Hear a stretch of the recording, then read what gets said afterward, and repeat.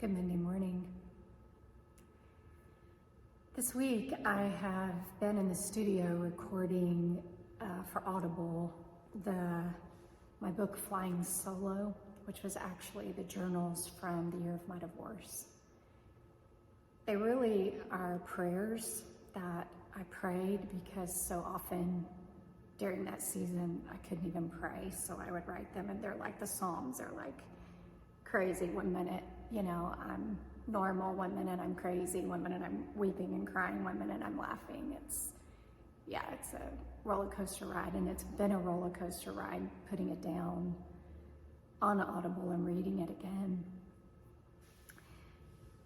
But the thing that has struck me, and I've had a couple breakdown moments in the studio where it took me a while to get myself back together, but it hasn't been because of the pain of the story, though that is palpable and might even be a hard listen for people. But it's because of how present God was. And I had just forgotten some of that. And I realized the danger in forgetting. Because the power in remembering is when you can go back and remember, it just gives you the faith for wherever you are. I think about the children of Israel, and there's this passage in Judges 8:34 where it says that the children of Israel forgot all that God did for them when he protected them from their enemies on every side.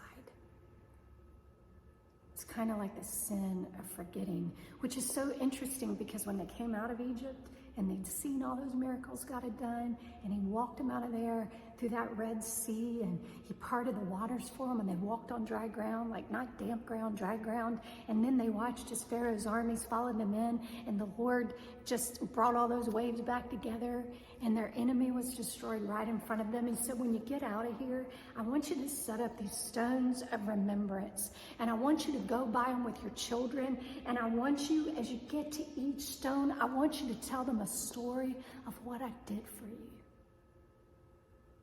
of how I delivered you, of how I rained down manna from heaven when you didn't know how you were going to eat, and I provided quail for you when you were tired of manna and you wanted some meat, and you were ornery and stubborn and grumbling and complaining, and I still went ahead and blessed you anyway with quail. And I want you to go back and tell them, and I want you to remember. They forgot.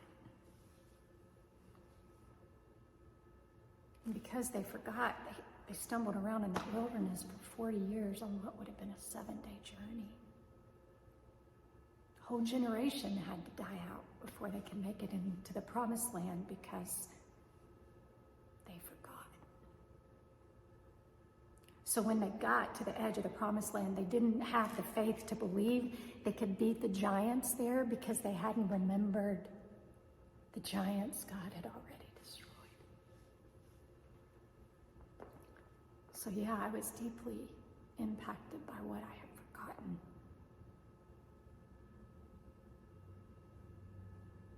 Because there is such power in remembering. So this week, that's my message to you. Remember. Go get you a piece of paper.